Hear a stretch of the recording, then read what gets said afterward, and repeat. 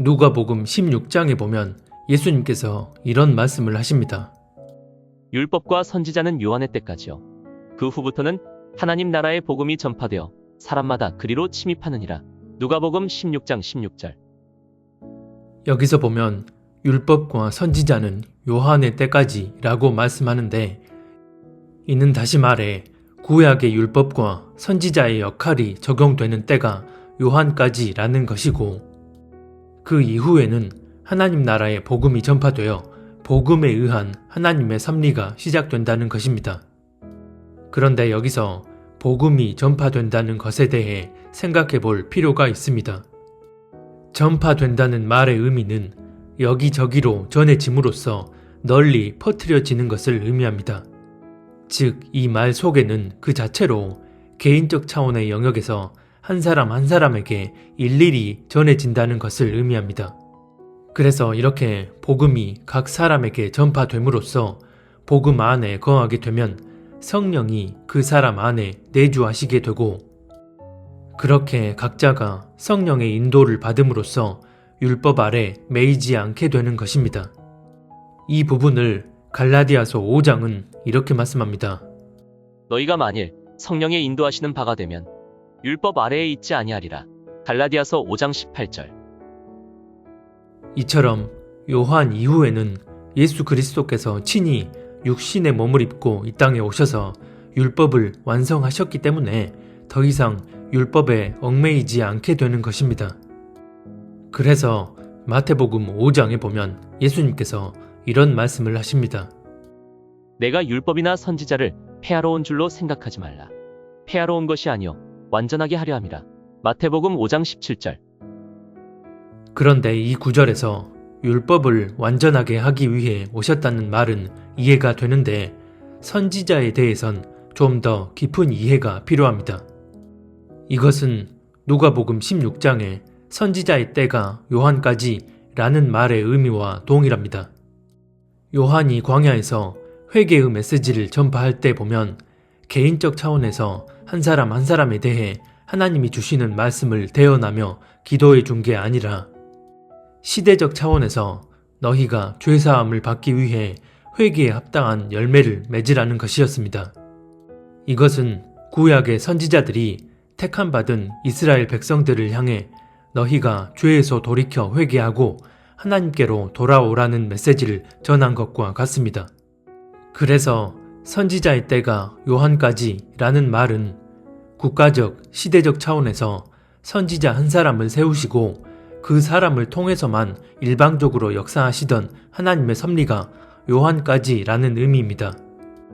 모세, 사무엘, 이사야, 예레미야 등 구약 시대의 많은 선지자들이 율법에 기초하여 택함받은 이스라엘 백성들을 향해 하나님이 주신 메시지를 전파했는데, 이것은 철저히 국가적, 시대적 차원의 영역에서 하나님이 선지자 한 사람을 세우시고 그 사람을 통해서만 당신의 메시지를 일방적으로 전하게 한 것이라는 의미입니다. 구약시대 선지자들의 주된 역할이 바로 이러했습니다. 죄악으로 인해 하나님을 배도하면서도 깨닫지 못하는 이스라엘 백성들을 향해 각 시대별로 선지자 한 사람씩을 세우셔서 당신의 말씀을 대언하게 하셨는데, 이것이 바로 국가적 차원에 의한 선지자의 역할입니다. 그리고 하나님은 택하신 이스라엘 민족뿐만 아니라 그 주변의 여러 이방 민족들에 대해서도 선지자를 통해 예언하게 하셨습니다. 그래서 이사야서에 보면 하나님은 이사야 선지자에게 바벨론, 모압, 애굽 등 이스라엘 주변의 여러 민족들을 향해 경고의 메시지를 대언하게 하십니다. 이것은 이스라엘이라는 특정 민족을 넘어서 범시대적 차원에서 하나님이 역사하시는 섭리를 선지자 한 사람을 통해 드러내시는 것입니다.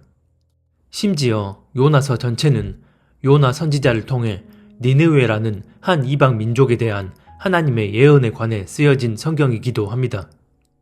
이처럼 구약시대, 국가적, 시대적 차원에서의 선지자 역할에 있어서 하나님은 특정한 사람을 선지자로 세우셔서 그 사람에게만 메시지를 일방적으로 전하게 하심으로 당신의 뜻을 드러내신 것입니다. 하나님이 선지자를 세우시고 당신의 섭리를 드러내실 때는 그 사람을 통해서만 역사하셨다는 것입니다. 그래서 이들을 제외한 유사 선지자들이 하나님의 음성이라며 전했던 메시지는 모두 다 거짓된 메시지였습니다. 즉, 하나님께서 선지자를 세우실 때는 철저히 그 사람을 통해서만 말씀하시고 이런 섭리의 영역은 국가적, 시대적 차원의 영역이었다는 것입니다. 물론 그 가운데 이스라엘 왕이나 유다 왕을 비롯해 특정한 누군가에 대해 당신은 곧 이렇게 될 거라고 하나님이 말씀하셨다 라는 식으로 개인적 차원에서 하나님의 말씀을 대언하기도 했지만 큰 틀에서 선지자의 역할은 개인적 차원이 아닌 국가적, 시대적 차원의 영역에서 이루어졌습니다. 그런데 누가복음 16장에서 예수님은 이런 선지자의 역할이 이제 세례 요한에서 종료된다고 말씀하신 것입니다. 이것은 하나님의 섭리의 방식이 변화되었다는 것에 대해 분명하게 선을 그어서 말씀하신 것입니다. 하지만 예수님께서는 분명 선지자의 때는 요한까지 라고 말씀하셨는데 사도행전에 보면 선지자를 지칭하는 구절들이 여럿 등장합니다. 그 중에 사도행전 13장은 이렇게 말씀합니다. 안디옥 교회에 선지자들과 교사들이 있으니 곧 바나바와 니게르라 하는 시므온과 구레네 사람 루기오와 분봉왕 헤롯의 젖동생 마나엔과 및 사울이라. 사도행전 13장 1절. 예수님은 분명 선지자는 요한의 때까지 라고 말씀하셨는데 예수님이 부활, 승천하신 후 선지자가 또 등장을 합니다. 이미 앞에서 예수님이 말씀하신 그 선지자의 의미가 무엇인지에 대해 말씀을 드린 것처럼 사도행전에서 나오는 이 선지자는 예수님이 말씀하신 그런 선지자의 의미가 아닙니다. 즉, 국가적, 시대적 차원에서 누군가를 절대적인 통로로 세우셔서 오직 그 사람에게만 하나님께서 당신의 말씀을 대언하도록 역할을 맡기지 않으신다는 것입니다. 그래서 1절에 보면 안디옥 교회에 선지자들과 교사들이 있으니 라고 말씀합니다. 다시 말해 주의 이름으로 모인 공동체 안에 여러 종류의 은사를 받은 사람들이 있는데 그 가운데 하나님의 말씀을 대언하는 은사를 가진 사람을 선지자로 명시해 놓은 것입니다.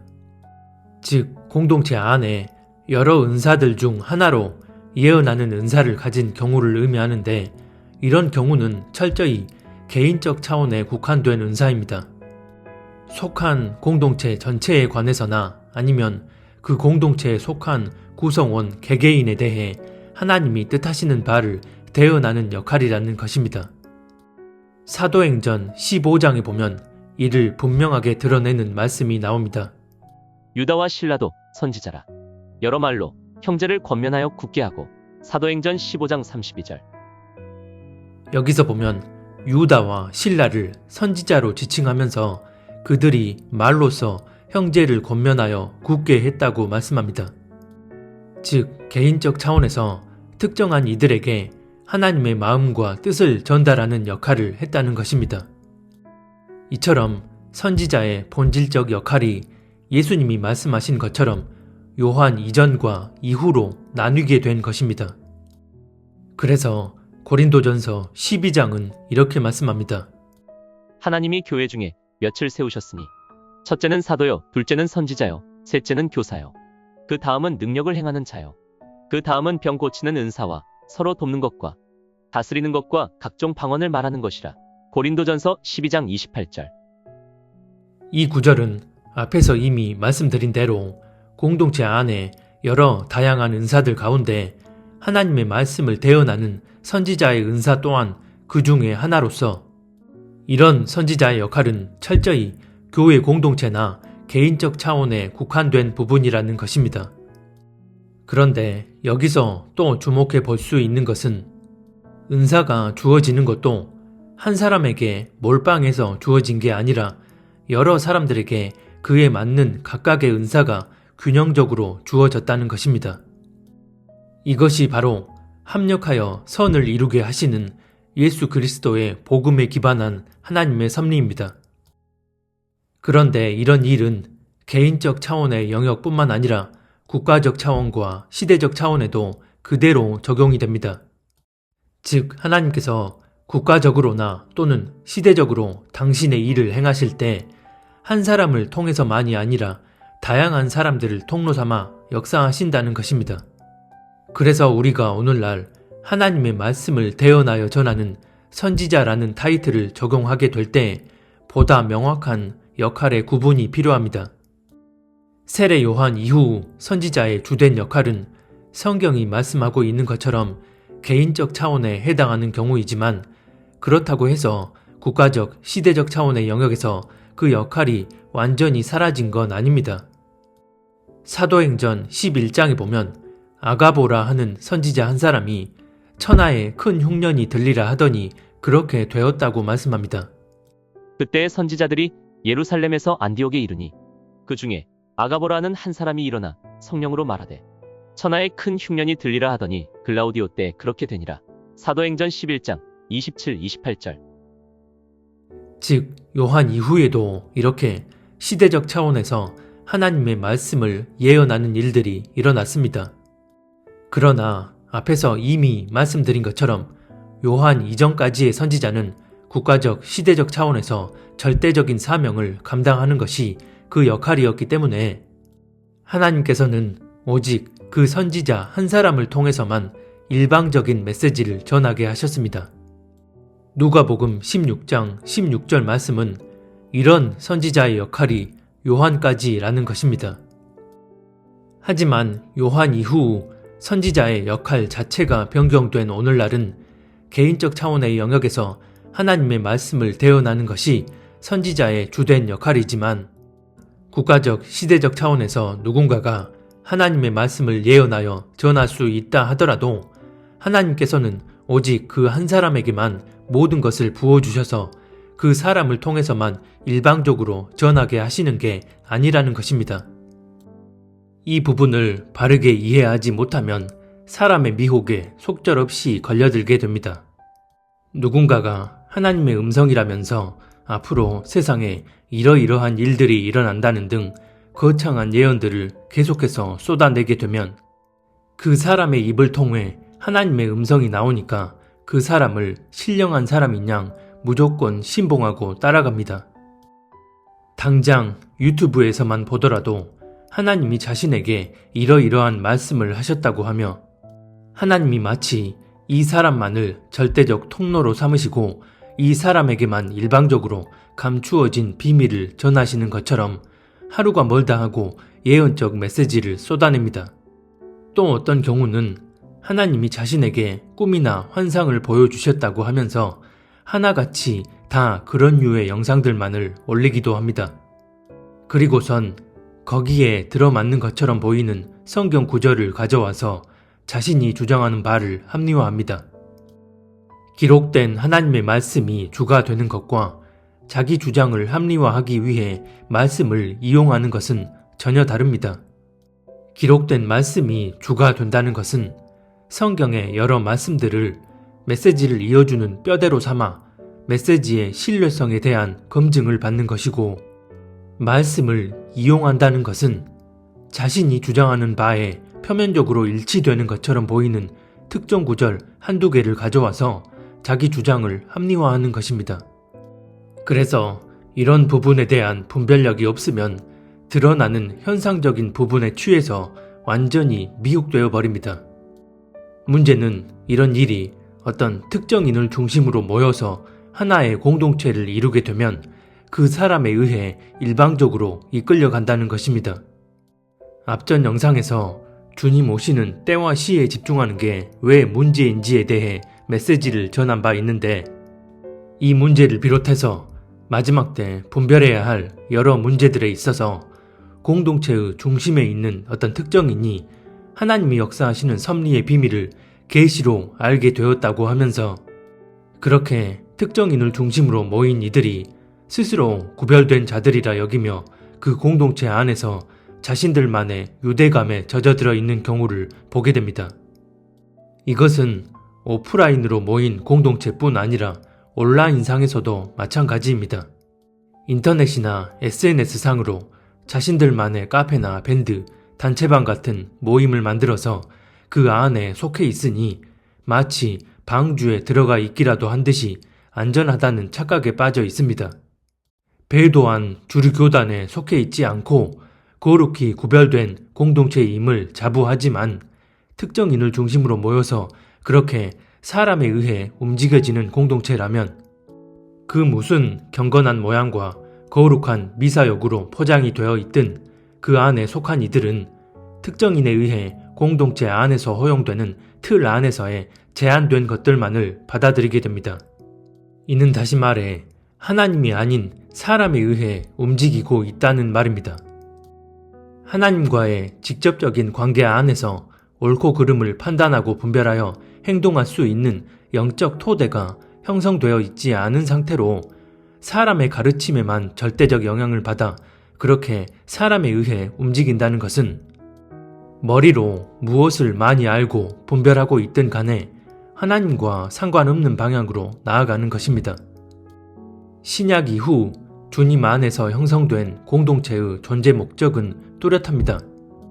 가장 본질적으로 공동체 전체가 누르고 없이 하나님 앞에 거룩히 구별되어 있어야 합니다. 그리고 그렇게 구별된 상태에서 누군가가 공동체를 이끄는 역할을 감당하고 있다면 그 사람의 역할은 구성원 각자가 하나님 안에서 잘 판단하고 분별하여 하나님 뜻대로 나아가도록 돕는 일, 그 이상도 이하도 아닙니다. 즉, 공동체가 한 사람에 의해 좌지우지 되는 게 아니라는 것입니다. 그래서 고린도전서 12장 말씀처럼 공동체가 한 사람에 의해 일방적으로 휘둘려지는 게 아니라 각자에게 주어진 은사와 직분에 맞게 유기적으로 움직여지는 것이 공동체의 역할입니다. 그렇게 되면 공동체 안에서의 수평적인 교제 역시 각자가 세상 가운데 살아가면서 하나님의 뜻을 잘 분별하고 그 뜻대로 나아갈 수 있도록 서로 격려해 주거나 기도해 주는 것입니다. 허나 그게 아니고 시대적 차원에서 분별해야 할 특정한 가치 판단의 문제를 가지고 공동체의 중심에 있는 누군가의 뜻에 절대적으로 좌지우지 된다면 설사 이들이 추구하고 사수하고자 하는 그 종교적 가치 판단이 옳은 것처럼 보이고 그래서 그 공동체가 진리에 합당한 방향으로 나아가는 것처럼 보여진다 해도 실상은 하나님이 아닌 사람에게 마음이 쏠려서 사람을 따라가는 것일 뿐입니다. 하물며 그렇게 추구하고 사수하고자 하는 종교적 가치 판단이 진리와 상충되는 방향이라고 한다면 더 말할 것조차 없습니다. 아무리 마지막 때라는 시대적 특수성이 있고 그래서 때를 따라 역사하시는 하나님의 특별한 섭리가 있다 하더라도 실상은 성경이 말씀하는 공동체의 존재 가치에 부합되지 않는 것입니다. 이렇게 내가 사람의 미혹에 빠져 있을 때 나타나는 몇 가지 현상이 있습니다. 그 사람 이외의 다른 사역자들은 어떤 식으로든 흠이 있고 부족한 것처럼 보입니다. 그래서 혹여나 다른 사역자들의 설교를 들었을 때 오직 그 사람이 했던 말들을 가지고 판단과 분별의 기준으로 삼습니다. 즉, 그 사람이 했던 말과 같은지 아닌지로 판단을 하는 것입니다. 이것은 스스로도 인식하지 못하고 있지만 자기도 모르게 그런 기준점이 자기 안에 형성되어 있는 경우입니다. 기준점을 삼는 그 사람의 말이 진리에 합당한지의 여부와 상관없이 이것은 이미 그 자체로 하나님이 아닌 사람을 따라가고 있다는 말입니다. 그런데 문제는 본인의 상태가 이러하면서도 자기는 하나님만 믿고 하나님의 뜻대로 나아간다고 여긴다는 것입니다. 즉, 본인도 속이고 하나님도 속이려 하는 것입니다. 안타까운 것은 표면적으론 시대를 분별하고 마지막 때임을 인식하며 구별된 소수자로 살아가는 것처럼 보이지만 실상은 이렇게 잘못된 방향으로 나아가는 경우가 생각보다 많다는 것입니다. 사복음서에서 예수님이 말세의 때는 노아의 때와 같다 라고 말씀하신 이유는 노아의 때처럼 온 땅에 죄악이 관영하여 심판이 임박했기 때문이지 노아처럼 자신들만이 하나님의 뜻을 알고 하나님의 뜻대로 나아가는 구별된 소수의 무리들이라 여기며 그렇게 울타리를 쳐놓고 자신들만의 유대감에 취해 있으라는 의미로 하신 말씀이 아닙니다. 마지막 때에 우리가 피해야 할 방주란 스스로 구별됐다 여기며 자신들끼리 유대감을 갖는 공동체를 만들어 울타리를 치고 그 안에 속해 있는 것이 아니라 예수 그리스도를 믿고 거듭남으로 우리 안에 내주하신 성령의 인도하심을 받으며 그렇게 복음 안에 온전히 거하는 것입니다. 물론 이런 하나님의 섭리 안에서 전적인 하나님의 뜻대로만 나아가는 구별된 공동체가 있다면 그런 공동체에 속해 있는 것이 더 유익할 수도 있습니다. 하지만 이것은 앞서 말씀드린 것처럼 성경이 말씀하는 공동체의 존재 목적에 그대로 부합되는 경우여야 하고 또 그렇다 해도 본질은 어디까지나 우리 각자가 복음 안에 거하며 하나님과의 실제적인 관계 가운데 그분의 직접적인 통치를 받는 것입니다. 왜 선지자의 시대는 요한까지이고 그 이후부터는 복음에 의한 하나님의 섭리가 펼쳐진다고 성경은 말씀하는지를 알아야 합니다. 그리고 또 한 가지, 마태복음 24장에 보면 예수님이 공중 강림하신 후 당신의 신부들을 들어올리시는 상황에 대해 이렇게 말씀합니다. 그때 두 사람이 밭에 있음에 한 사람은 데려가고 한 사람은 버려둠을 당할 것이요 두 여자가 맷돌질을 하고 있음에 한 사람은 데려가고 한 사람은 버려둠을 당할 것이니라. 마태복음 24장 40-41절. 이 구절은 너무나 익히 잘 알고 있는 구절이지만 예수님께서 이 말씀을 하신 근본적인 이유는 첫 번째로 우리가 전혀 생각하지 않는 때에 오신다는 것을 강조하기 위함이고 두 번째로 우리 각자가 세상 가운데 흩어져서 변함없이 세상의 일을 하며 살고 있을 때 오신다는 것을 말씀하시는 것입니다. 세상에서 나와 따로 구별되어 골방에 모인 이들이 기도하고 있을 때 그들을 데려가신다 하지 않으시고 각자가 세상 가운데 흩어져서 자기 일에 열심을 기울이고 있을 때 데려감을 당한다는 것입니다. 이게 무슨 의미일까요? 사람의 절대적인 영향력 아래에서 사람의 뜻에 의해 움직여지는 공동체에 소속되어 그런 공동체의 울타리 안에 갇혀 있는 게 아니라 예수 그리스도의 복음의 섭리가 우리 한 사람 한 사람에게 특별한 의미로 동일하게 임하기 때문에 그 복음 안에 충실히 거하고 있으면 그걸로 충분하다는 것입니다. 내가 어떤 신령한 선지자의 가르침을 받고 어느 공동체에 소속되어 있느냐의 여부는 결코 본질이 아니라는 것입니다. 오히려 지금은 그럴듯한 모양으로 사람의 미혹이 여기저기서 양산되는 그런 대혼돈의 때입니다. 그래서 함부로 온라인상이든 오프라인상이든 시대를 분별한다 여기고 하나님 뜻대로 나아간다고 하며 실상은 사람에 의해 좌지우지되는 공동체의 울타리 안에 들어가는 것을 경계해야 합니다. 구약에서의 선지자의 역할과 예수 그리스도의 복음이 완성된 후 선지자의 역할이 어떻게 달라졌는지를 바르게 이해하지 못하면 세상의 미혹된 흐름대로 나아가면서도 스스로 미혹된 줄 모르는 대다수의 세속적 그리스도인들과 그 방향은 달라 보일지 몰라도 실상은 마찬가지로 진리에 부합되지 않는 극단에 치우쳐 미혹되어 있는 것일 뿐입니다. 우리가 사탄을 과대평가해서도 안 되지만 그렇다고 사탄을 과소평가해서도 안 됩니다. 마지막 때 사탄이 광명한 모양을 가장해서 사람들을 미혹시킨다는 말의 의미는 우리가 단순하게 생각하는 것 이상입니다. 자신을 하나님, 성령님이라 떠들어대는 교주와 그 하수인들의 황당무계한 말을 믿고 따르는 사이비 신도들을 보면 대부분 아니 어떻게 저런 데 빠질 수 있지? 라는 생각을 하지만 문제는 이런 경우에만 사람의 미혹이 해당되는 게 아니라는 것입니다.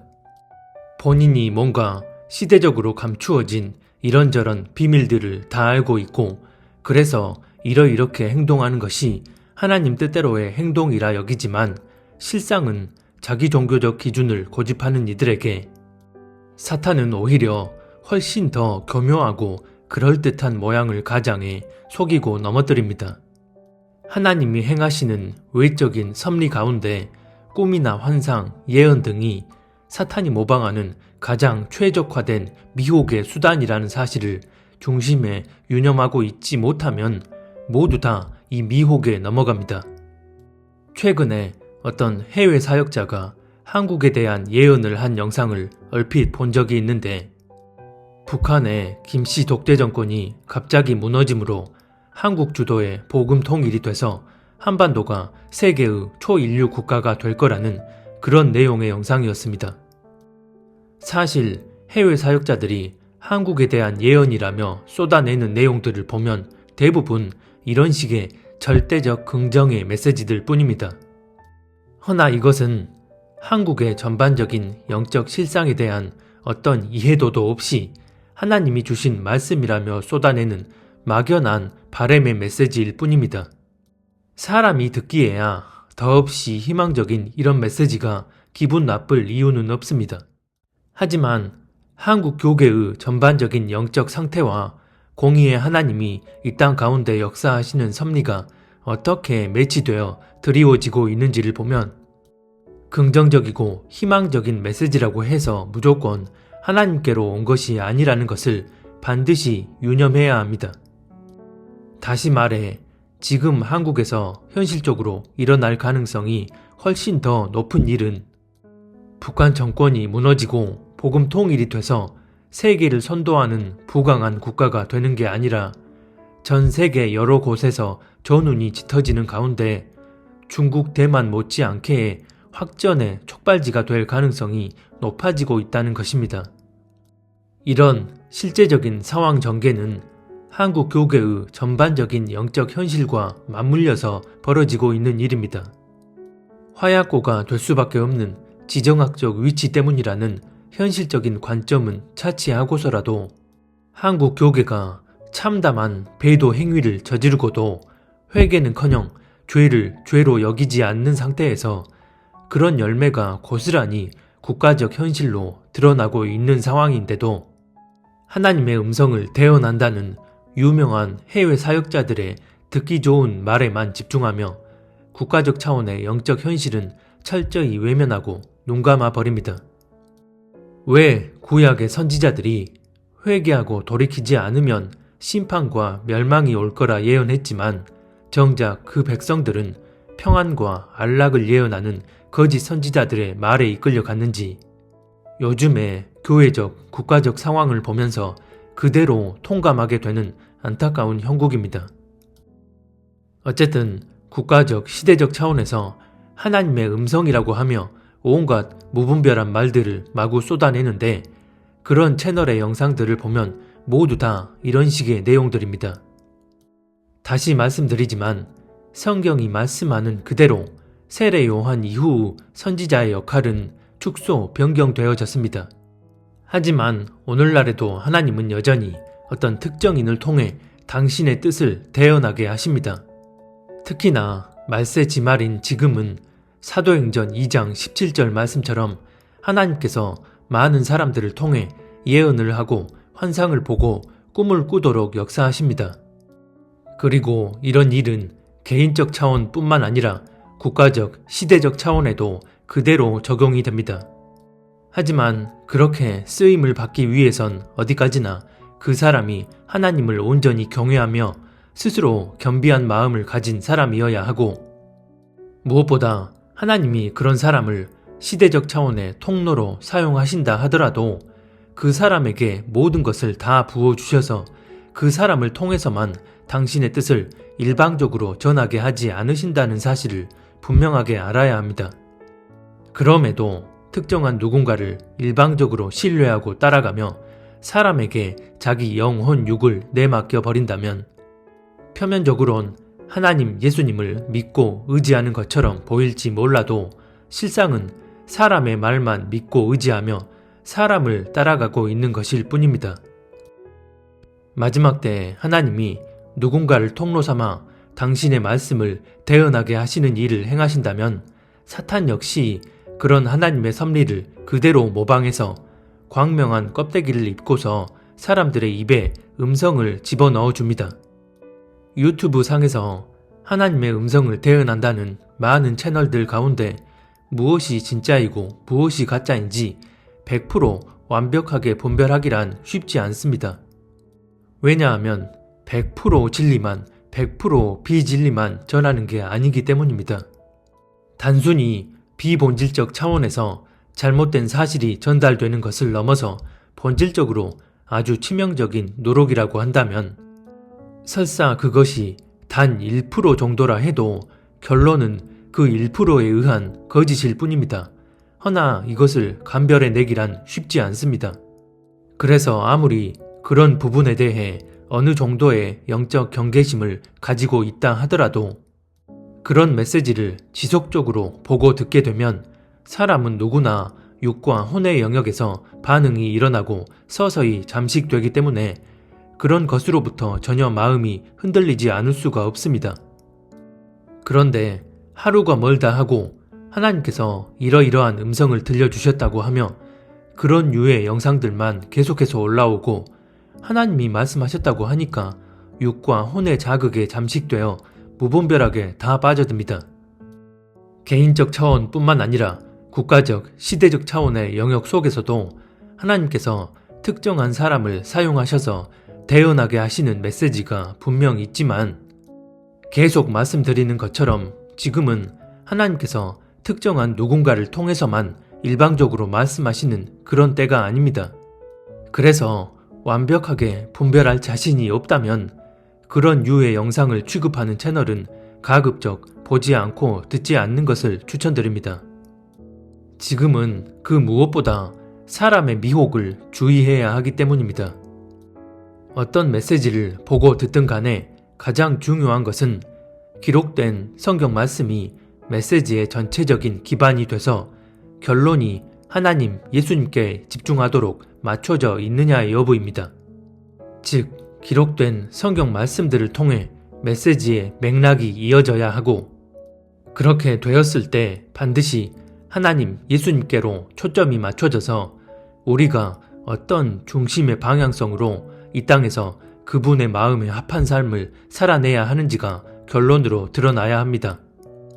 그렇지 않다면 제 아무리 하나님의 음성을 대언한다 하고 하나님이 주셨다는 꿈과 환상을 전한다 한들 또 성경을 기가 막히게 풀어내서 그 전엔 알지 못했던 새로운 것들을 전한다 한들 실상은 껍데기만 요란할 뿐 속은 아예 텅 비어 있거나 아니면 오물로 가득 찬 깡통일 뿐입니다.